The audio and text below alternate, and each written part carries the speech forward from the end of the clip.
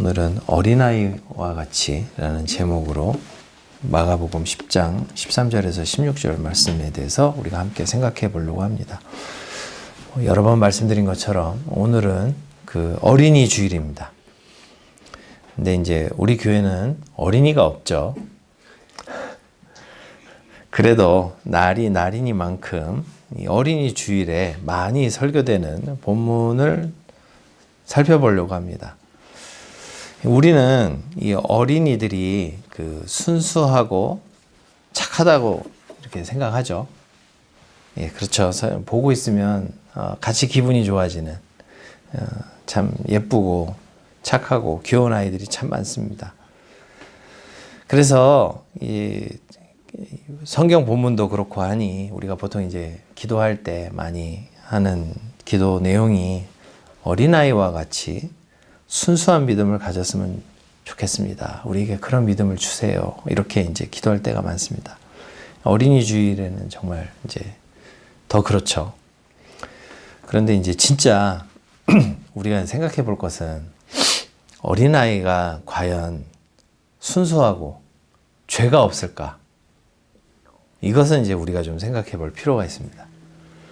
흥미롭게도 이 초대교회 교부였던 그 아우구스티누스 교부, 이게 초대교회의 어떤 사상을 거의 이제 이분에게서 최종 정리가 된다고 보시면 거의 틀리지 않을 것 같은데, 아우구스티누스 교부는 이렇게 이야기를 합니다. 어린아이들이 과연 순수하고 죄가 없을까? 그렇지 않다. 이분의 입장은 한마디로 그렇습니다. 그게 고백록이라는 유명한 책이 있죠. 그 고백록에 보면 이제 이런 표현이 나와요. 젖먹는 아이들이 순결하다 함은 그 지체의 여림 때문이지 그 영혼의 완전함 때문이 아닙니다. 나는 일찍이 어린아이가 질투하는 것을 목격하고 체험하였나이다. 이게 그 고백록 1권 7장 11절에 나오는 이야기입니다. 이게 무슨 얘기인가 하면 우리가 아이들에 대해서 좋은 느낌을 갖는 것은 아이들이 작고 여리여리해서, 그리고 사고를 쳐봐야 피해가 크지 않으니까 우리가 귀엽게 보는 거지, 이 똑같은 짓을 나이 든 사람이 하면 사람들은 마냥 참아주지 않을 거다. 이게 이제 아우구스티누스 교부의 생각이었습니다. 실제로 그렇죠. 아이들도 그 거짓말도 잘 하고요. 또 질투도 많이 하고요. 그 또 질투가 지나치면 싸우기도 하고 그렇습니다. 아이들이 죄가 없지 않습니다. 아우구스티누스 교부가 이제 시편 51편 5절을 인용합니다. 내가 죄악 중에 출생하였으며 모친이 죄 중에 나를 잉태하였나이다 라는 말씀을 인용하면서 이렇게 이야기를 합니다. 주 나의 하나님, 내가 당신께 기도하오니 내가 당신의 종이 죄 없던 때가 언제였으며 죄 없던 곳이 어디였나이까? 이렇게 이야기를 합니다. 그러니까 아이들이라고 마냥 착하지 않습니다. 마냥 순수하지 않고요. 그렇다고 이제 뭐 어린 아이들을 보면서 이런 죄인이 이렇게 쳐다보시면 안 되고요. 아이들도 역시 똑같은 우리와 연약한 죄인들이라는 것은 알 필요가 있지만 대놓고 또 애들 보고 너는 죄인이다. 안 됩니다. 어쨌든 오늘날에는 이 어린이를 매우 귀하게 여깁니다만은 또 역사를 이렇게 생각해 보면 우리나라에서 어린아이를 귀하게 여긴 역사가 얼마 되지 않아요. 예. 이 어린이라는 말만 봐도 그렇습니다. 이 어린이라는 이 말, 이 어리다라는 말의 변화가 이를 잘 보여주고 있습니다. 많은 분들이 잘 알고 계시는 그 훈민정음 언해 서문, 우리 고등학교 때 다 외우라고 해서 못 외우면 맞고 막 이랬는데 요즘 아이들이 신기하게 잘 외우고 있더라고요. 그래서 어떻게 잘 외우나 했더니 예전에 어느 그 코미디 프로에서 누가 이렇게 그 대사로 많이 해서 아이들이 다 외우고 있더라고요. 이제 제일 잘 아시는 내용이죠. 나란 말씀이 등귀게 달아 문자와로 서로 삼았대 아니할세 뭐 하면서 나오는 내용 있죠. 거기 보면 이제 이런 표현 나오죠. 이런 전차로 어린 백성이 니르고자 홀빼이셔도 뭐 이런 말이 나오는데, 어린 백성. 나이가 적은 백성이 아니죠. 어린 백성. 여기 이제 훈민정음 원해에 나온 표현인데, 여기 훈민정음 해례본에 보면 한문으로 우민이라고 돼 있어요. 어리석은 백성이라는 뜻이죠. 그러니까 이 어리다라는 말이 원래는 어리석다라는 말에서 지금의 말로 이렇게 변화해 온 것을 볼 수가 있습니다. 그러니까 이제 원래 나이가 적다는 뜻이 아니라 좀 바보 같다, 어리석다, 이제 이런 말이었던 것이죠. 익히 잘 아시는 것처럼 우리나라에서 어린이가 사람 대접받기 시작한 것은 일제강점기 시절 그 독립운동가이자 아동문화 그 운동가인 그 방정환 선생님 덕분에 이제 어린아이들이 이제 조금씩 사람 대접을 받기 시작했다는 것을 이제 잘 알고 계실 것입니다. 그 이전의 역사도 마찬가지입니다. 고대 사회에서 어린이가 제대로 사람 대접을 받았던 시기가 별로 없습니다.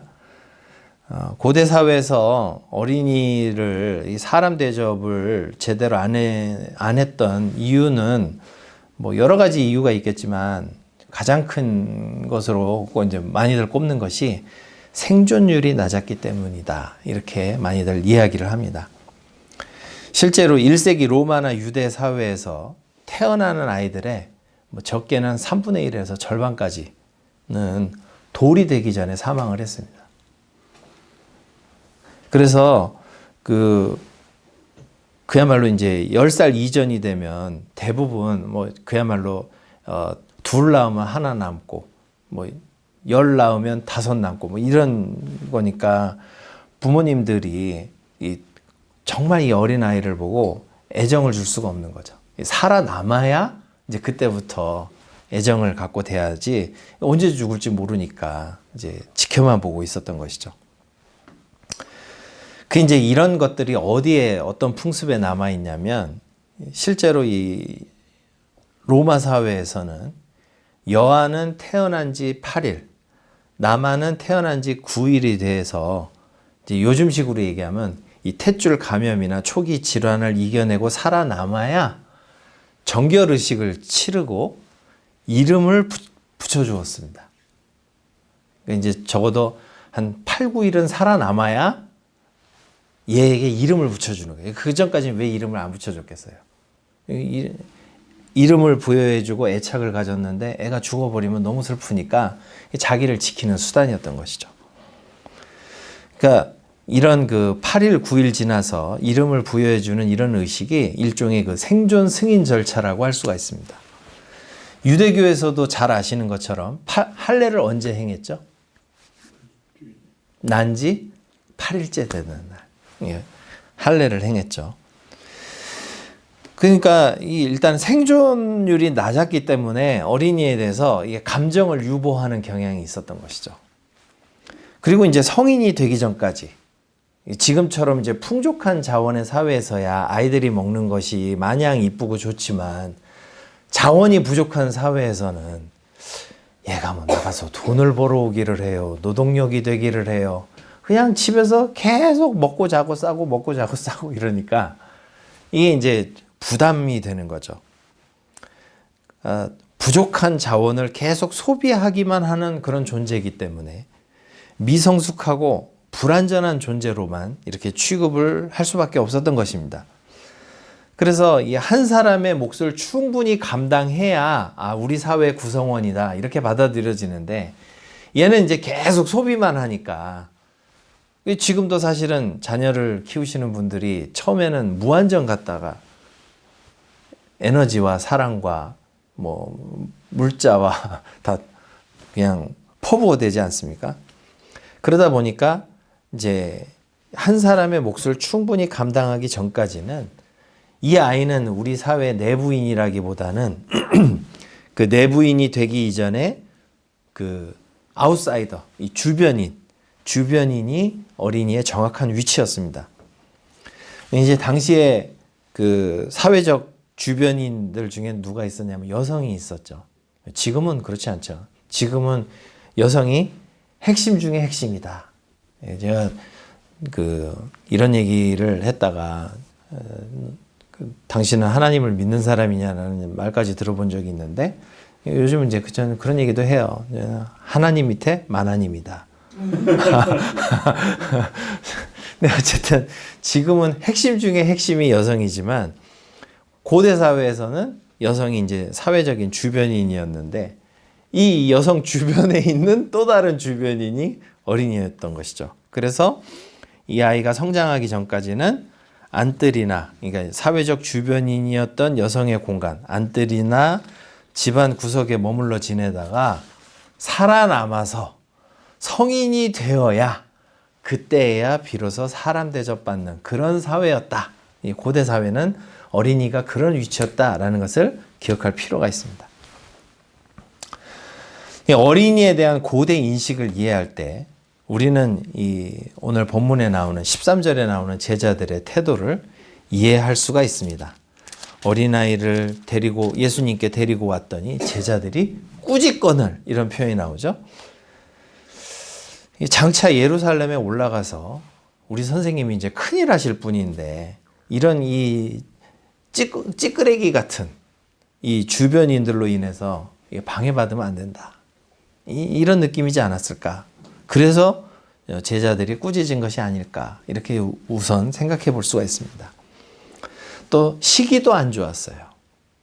제자들이 굉장히 아주 불편한 가운데 있었다는 것을 알게 됩니다. 마가복음의 이야기를 이렇게 따라가 보면 지금 예수님과 제자들 사이에서는 뭔가 이 팽팽한 긴장이 있었던 시기입니다. 잘 아시는 것처럼 마가복음 8장에서 베드로는 예수님께 신앙 고백을 하죠. 선생님, 당신은 그리스도십니다. 8장 29절에서 신앙 고백을 하는데 이 그리스도, 이 메시아라는 표현이 바로 이제 한마디로 얘기하면 당신은 왕이십니다라는 표현이라고 할 수가 있습니다. 지금까지 제자들이 예수님을 따라온 이유가 드러나는 순간이죠. 예수님이 왕 될 것 같으니까 쫓아왔다는 거예요. 지금까지.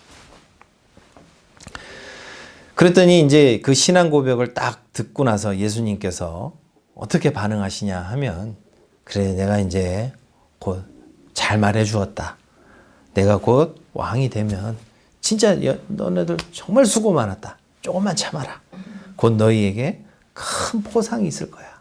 이렇게 약속을 주시는 게 아니라 어떤 얘기를 하시죠? 마가복음 8장 31절 35절 내용을 읽어보시면 내가 이제 예루살렘에 올라가면 고난당하고 죽었다가 부활할 거야. 뭐 이상한 소리를 하고 계시는 거예요. 근데 이제 본인 얘기도 이상하게 하실 뿐더러 제자들에게는 또 뭐라고 하시냐면은 누구든지 나를 따라오려거든. 자기를 부인하고 자기 십자가를 지고 따르라고 하시는 거예요. 제자들이 이게 뭔 소린가 싶은 거죠. 자기 부인이 뭐야? 자기 와이프야? 뭐 하면서 이제 제자들이 이제 굉장히 황당해하는 순간이 지금 벌어지는 거예요. 예루살렘에 올라가면 영광스러운 등극이 아니라 고난과 죽음이 있다. 그러니까 이제 9장에서 제자들이 이제 불편한 마음이 어떻게 나타나는가 하면 9장에 보면 이제 높은 산에서 우리가 보통 예수님이 영광스러운 모습으로 변화하셨다 해서 여기를 변화산이라고 말하는데 높은 산에서 영광스러운 모습으로 변화되셨을 때 그때 베드로가 한 유명한 얘기가 있죠. 주여, 그냥 여기 있는 게 좋겠습니다. 네. 그러니까 그 순간이 너무 좋아서 여기 있는 게 좋겠습니다도 있겠지만 사실은 예루살렘 올라가면 고난당하고 죽으시고 뭐 이런 소리를 하니까 그냥 여기서 이 순간을 누리는 게 좋겠습니다. 그런 말 아닐까요? 근데 하늘에서 들려온 음성이 있습니다. 너희는 이분의 말을 좀 틀어라. 그 예수님의 말을 좀 틀어라. 이게 무슨 얘기입니까? 닥치고 예수님 말 들어라. 이런 얘기죠. 그러니까 점점 불편해지는 거죠. 거기서 멈추지 않습니다. 9장 30절 32절에 보면 예수님께서 두 번째로 자신의 죽음과 부활에 대해서 또 이야기를 하시는 거예요. 제자들이 이제 선택을 해야 되죠. 이거 어떻게 하면 좋냐? 누가 예수님 좀 어떻게 좀 말려봐라. 이제 그런 반응이 나오기 시작하는 거죠. 그래서 제자들이 어떤 선택을 하냐? 예수님 말씀을 듣지 않기로 해요. 9장 32절에 이런 표현이 나와요. 그러나 제자들은 이 말씀을 깨닫지 못하고 묻기도 두려워하더라. 야, 이게 이제 말 잘못 꺼내면 계속 똑같은 소리 나오니까 이제 묻지를 마라. 이렇게 되는 거죠. 그리고 이제 예수님 말씀을 깡그리 무시해버리는 거예요. 그래서 그 다음에 9장 33절에 무슨 얘기가 나오냐면 33절부터 예수님 말씀과 무관하게 누가 크냐? 예수님 이제 고난당하고 죽으신다는데, 그거 다 필요 없고 예루살렘 올라가면 왕 되실 거야. 이제 안 들려요. 이제 안 들려요. 우리 중에 누가 크냐? 쉽게 말해서 누가 넘버 투냐? 예수님이 왕 되시면 누가 넘버 투냐? 이거 가지고 싸우는 겁니다.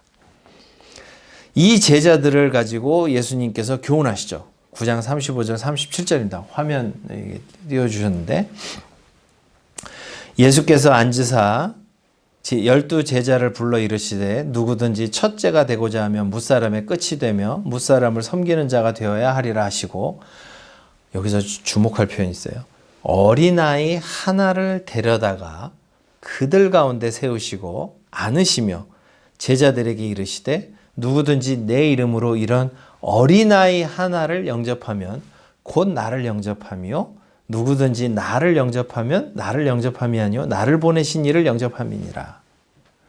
그러니까 이 어린아이는 누가 크냐를 놓고 다툼하던 제자들을 부끄럽게 만드는 이 예수님의 가르침을 떠올리게 하는 존재가 되어버린 것이죠. 이 교훈이 제자들에게 잘 받아들여졌을까요? 그런 것 같지 않습니다. 왜냐하면 그 다음 말씀이 뭐냐면 9장 38절에 이런 얘기가 나와요. 요한이 예수께 여짜오되 선생님 우리를 따르지 않는 어떤 자가 주의 이름으로 귀신을 내쫓는 것을 우리가 보고 우리를 따르지 아니함으로 금하였나이다. 이렇게 이야기를 해요. 이게 무슨 얘기죠? 제자들은 여전히 우리끼리 서열 중심의 문화를 고수하고 있다는 거죠. 그러니까 무슨 얘기예요? 우리를 따르지 않는 자가 예수의 이름으로 귀신을 내쫓는 걸 보고 분했던 거예요. 이거 어디서 굴러먹다 온 개벽다구 같은 놈들이 주의 이름으로 귀신을 내쫓아? 우리는 지금까지 따라왔는데 하면서 이제 그것을 못하게 너 어디 허가 냈어? 너 언제부터 예수님 따라왔어? 막 하면서 이제 잡는 거죠. 자, 이런 상황에 또 속모르는 어떤 정신 나간 부모님들이 어린아이들을 데려오니까 이제 제자들이 정말 짜증이 확 나버린 거죠. 이 제자들이 꾸짖거늘 이라는 말 속에는 이제 이런 배경이 깔려 있는 것 같습니다. 그러니까 결국은 이 제자들의 마음 가운데 있는 이 끊이지 않는 이 서열 중심, 우리끼리, 그리고 누가 크냐, 이것에 대해서 예수님께서 한꺼번에 폭발하신 것 같아요. 예수님께서 분노하십니다.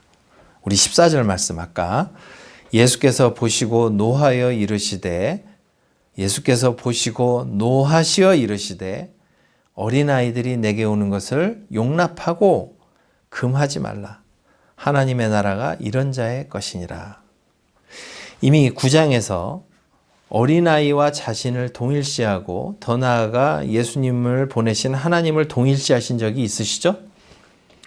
물론 어린아이가 예수님이자 하나님이란 뜻은 아닙니다. 하지만 어린아이처럼 사회적으로 볼 때 이 밖으로 밀려난 주변인들을 대하는 태도를 보면 예수님과 하나님을 어떻게 대하는지를 알 수 있다는 말씀으로 받아들일 수 있습니다. 실제로 그것은 이 다음 말씀, 오늘 굉장히 제일 중요한 말씀인데 그 다음 말씀을 통해서 드러납니다. 15절 내가 진실로 너희에게 이르노니 누구든지 하나님의 나라를 어린아이와 같이 받들지 않는 자는 결단코 그곳에 들어가지 못하리라. 이 말씀을 이해하려고 할 때 논란이 있는 부분이 있습니다. 이 어린아이와 같이라는 표현이에요. 이 번역이 사실은 이제 그 설교를 할 때 이 번역을 가지고 말씀드리는 게 정말 죄송한 이야기입니다.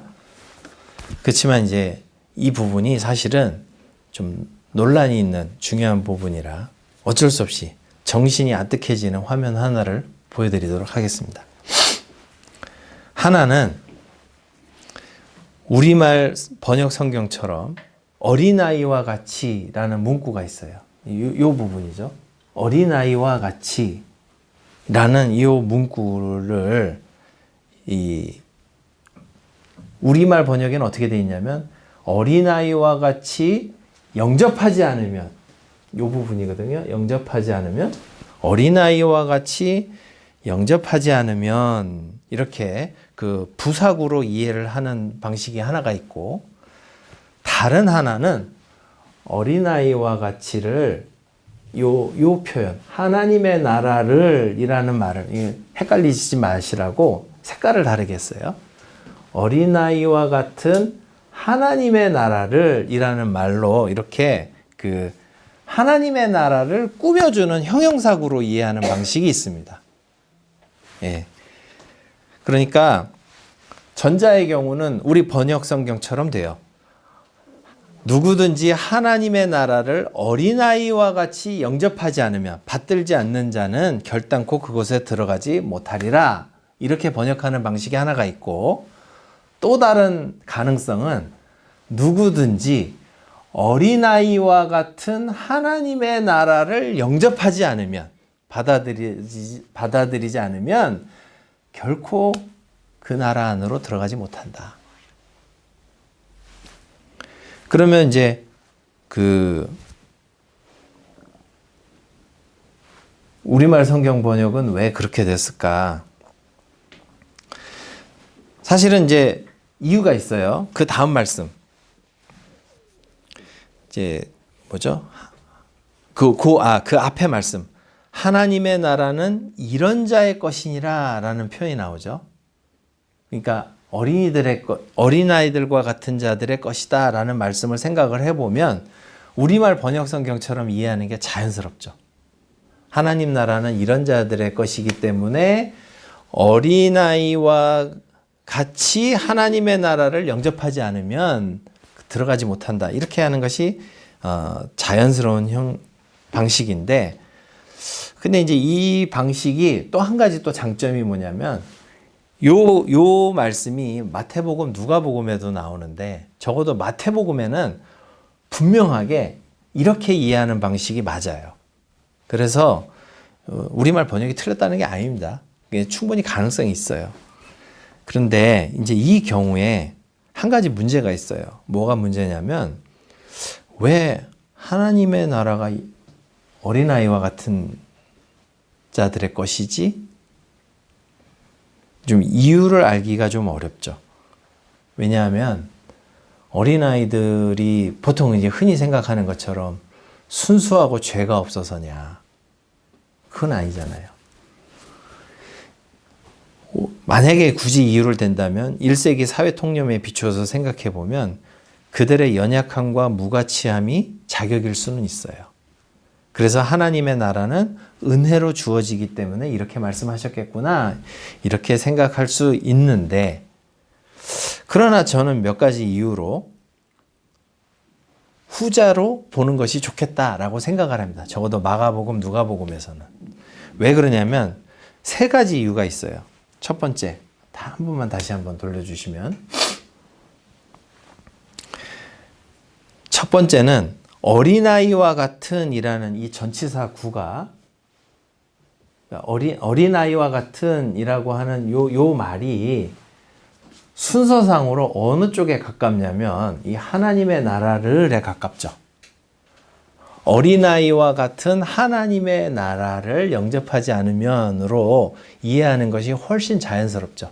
한글 순서가 아니라 이 헬라어 순서입니다. 그래서 어린아이와 같은 하나님의 나라를로 보는 게 조금 더 자연스럽지 않을까? 이게 이제 첫 번째 이유고 두 번째는 우리가 앞서 살펴보았던 9장 33절 37절에서 어린아이를 영접함이 예수님을 받아들임이라는 말씀과 잘 조화되죠. 그렇죠? 앞서 우리 여기 보시면 이런 어린아이 하나를 영접하면 곧 나를 영접하며 누구든지 나를 영접하면 나를 영접함이 아니요 나를 보내신 이를 영접함이니라 하면서 이 어린아이 영접과 예수님 영접을 동일선상에 놓으신 적이 있잖아요. 그러니까 이 부분과 조화가 잘 돼요. 세 번째로 실제로 마가복음은 하나님의 나라가 당시 유대 사람들이 기대하던 것처럼 영광 중에 강하고 압도적인 힘으로 오는 것이 아니라 작고 연약한 모습으로 올 것임을 여러 번 말씀하고 있어요.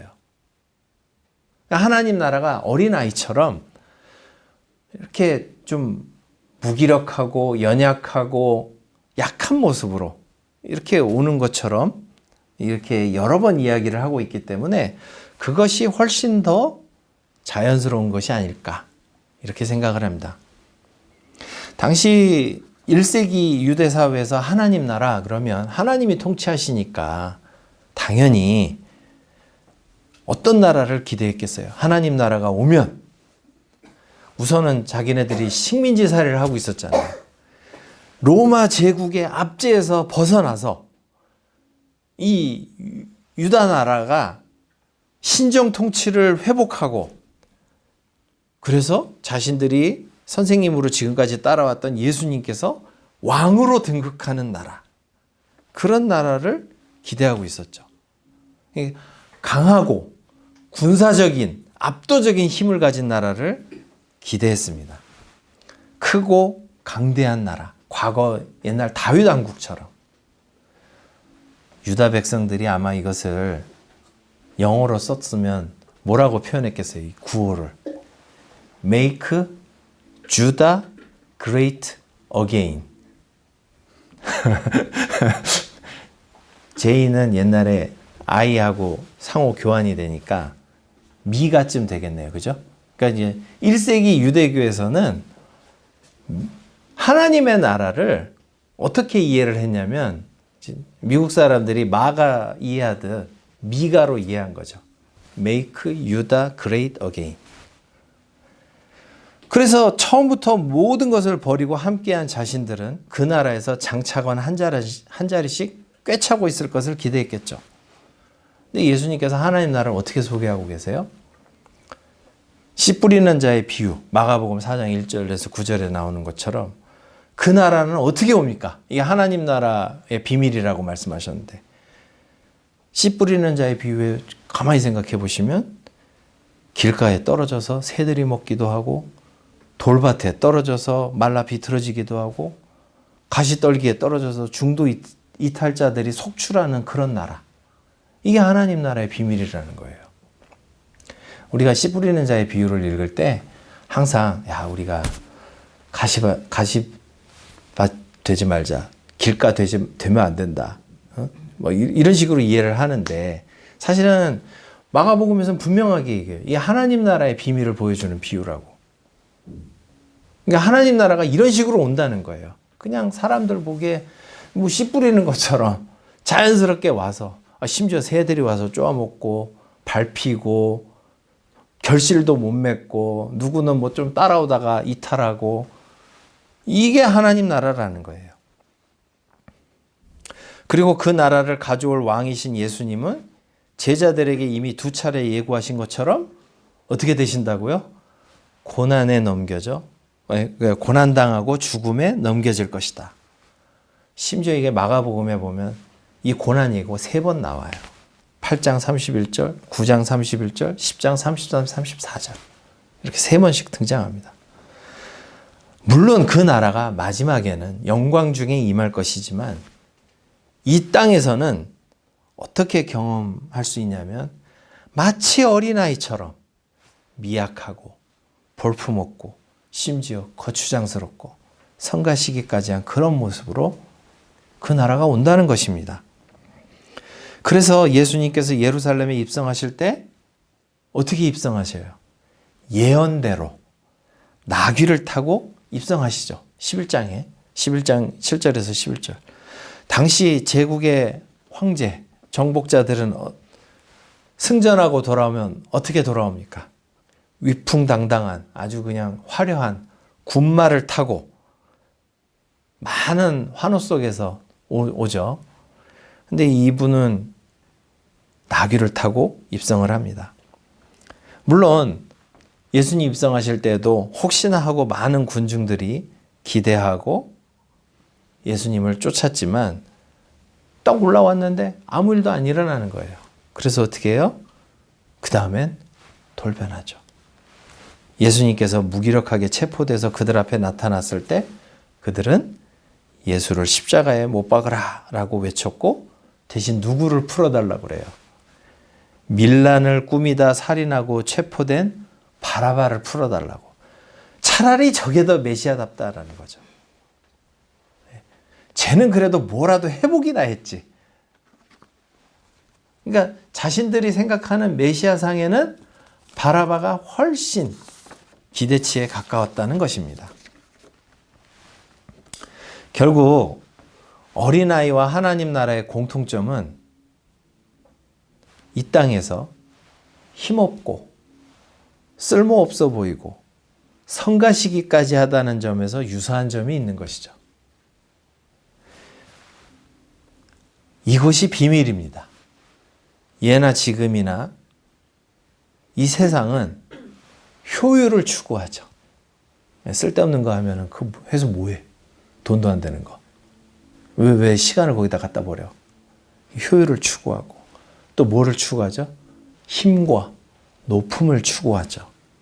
그런 세상 속에서 이게 정확하게 제자들이 추구하던 것이죠. 지금 이 선생님 잘 따라다니면 나중에 우리가 권세 있는 자리 한 자리씩 꿰찰 수 있다. 로또다 로또 이러면서 이제 예수님 쫓아다닌 거 아니겠어요? 그런 가운데에서 어린아이와 같은 하나님 나라를 받아들이라는 주님의 가르침은 우리는 이 세상 속에서 어떻게 살아야 하는가, 우리의 시선이 어디를 향해야 하는 것을 분명하게 보여주는 중요한 말씀으로 다가오게 되는 것입니다. 부와 성공과 명예와 힘이 최종 목표인 세상 속에서 정반대인 낮은 곳, 가난한 이들과 연약한 이들을 바라보는 게 사실은 말은 멋있는데 쉽진 않아요. 네. 그렇죠? 이게 쉽지 않아요. 그런데 과연 그렇게 사는 게 크리스찬이겠냐라는 거죠. 예수님의 제자들은 달라야 한다는 것입니다. 우리 예전에 함께 그냥 편하게 말씀드리면 옛날에 우리 함께 있었던 이광 목사님 얘기하려는 게 아니라 그 아버님 얘기를 조금 하려고 그래요. 그 아버님이 그 전남 보성에서 이제 목수일을 하셨다고 해요. 근데 이제 그 목수일을 하셨는데 항상 남의 집 고쳐주러 다니시고 자기 집은 안 고쳐주셔서 어머님이 엄청 고생을 많이 하셨다는 얘기를 제가 들었어요.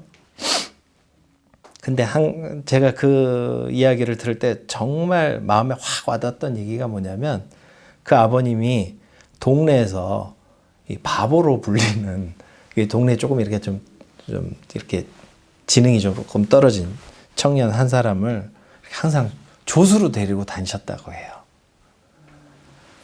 혼자 하면요, 돈도 혼자 챙길 수 있고요, 효율도 더 있죠. 그렇죠? 근데 항상 이 사람이 혼자서 사람 구실을 할 수 있도록 같이 데리고 다니면서, 그래서 야, 아무개가 요번에 요 문짝 하나 만들었다. 네. 그렇게 해서 자신의 아버지를 이렇게 이야기하시는 얘기를 들을 때, 아, 정말 멋진 일이다라는 생각이 들었어요. 지금 같으면 그거 어떻게 되겠습니까? 일도 안 되는, 도움도 안 되는 그런 사람, 효율적인 차원에서는 쳐내는 게 맞겠죠. 이게 세상이 바라보는 가치관과 크리스찬이 바라보는 가치관의 차이를 보여주는 하나의 사례라고 생각을 합니다. 세상은 이익, 효율, 성공, 높음 추구하지만 사실은 그것은 하나님 나라의 관점에서 보면 어리석은 일입니다. 따뜻한 마음씨가 세상을 아름답게 만들고 하나님 나라에 더욱 어울리는 모습입니다. 세상 가운데서 하나님 나라를 추구하는 모습은 바로 낮아짐, 비효율, 쓸데없고 성가신 일들을 기꺼이 환대하는 가운데 나타납니다.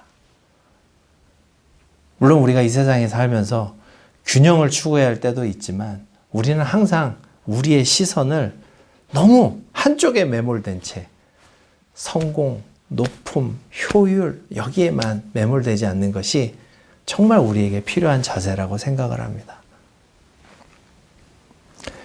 하나님 나라의 비밀을 간직하고 낮은 곳을 추구하며 성가시고 가치 없어 보이는 이들을 기꺼이 받아들이고 사랑하는 가운데서 이 땅에서 하나님 나라의 삶을 살아가는 저와 여러분 되시기를 주님의 이름으로 축원합니다. 다 같이 기도하겠습니다. 하나님 아버지, 우리가 이 세상을 살다 보면 정말 주님의 말씀 없이는 세상의 가치관에 매몰돼서 항상 효율과 또 높음과 성공과 부에 취해서 살아가기 쉬운 것이 우리의 현실입니다. 주님, 그렇게 우리는 조금씩 세상을 팍팍하고 어둡게 만들어가는데 일조하며 살아갑니다. 주여 우리를 불쌍히 여기시고 주님께서 세상을 바라보신 것처럼 또 하나님 나라가 이 땅에 어떠한 모습으로 다가왔는지를 기억하면서 낮은 곳을 바라보고 함께 살아가는 것을 배우며 또 연약한 이들을 기꺼이 환대하고 돌볼 수 있는 넉넉한 마음을 가지고 살아가는 우리 모두가 될 수 있도록 주여 인도하여 주시옵소서. 무엇보다도 서로 사랑하라라는 계명을 우리에게 주셨다는 것을 기억하면서 주님의 말씀을 쫓아 살아가는 우리 모두가 될 수 있도록 주여 도와주시옵소서. 주 예수 그리스도의 이름으로 기도드립니다. 아멘.